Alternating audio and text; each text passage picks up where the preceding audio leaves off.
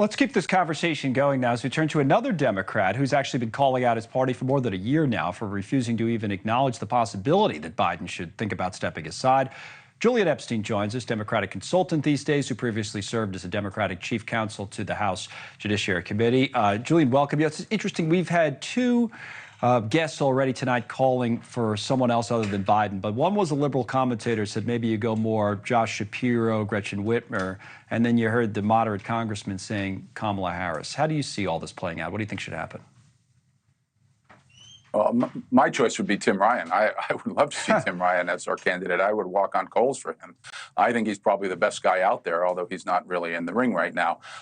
Look, I think there are things you can say about Kamala Harris. I don't think she is the best candidate. She has not really been tested other than on immigration, and that didn't work out so well.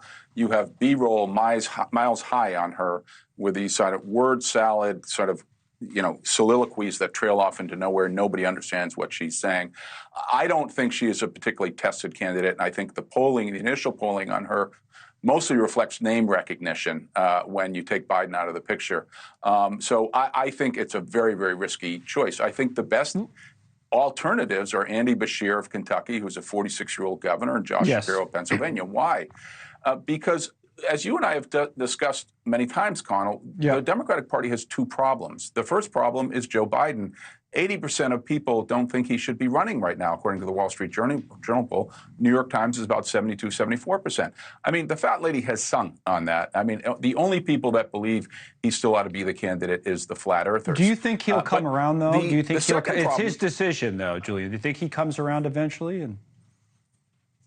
I think we saw more handwriting on the wall today, Connell, with the two polls showing the race had stretched out to 6 points and the numbers of people that don't want him to run. I mean, at this point, the commissars of the Democratic Party, who are acting like courtiers of a royal crown, telling people they shouldn't believe what they see. I mean, they are committing a crime against the party and a crime against the country. Joe Biden is not capable, in my opinion, of running the country. We saw that as early as August of 2021 when he didn't know the position of his own generals on the Afghanistan pullout.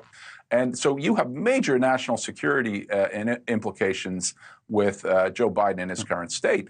But you look at somebody like Andy Beshear, he runs in the political center. You look at somebody like Josh Shapiro, they run in the political center. The Democrats are underwater on almost every single major issue because they've gone too far left, with the exception of abortion.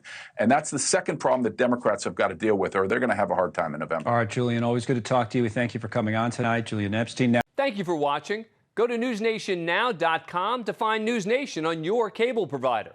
And don't forget to click the red subscribe button below to get more of NewsNation's fact-driven, unbiased coverage.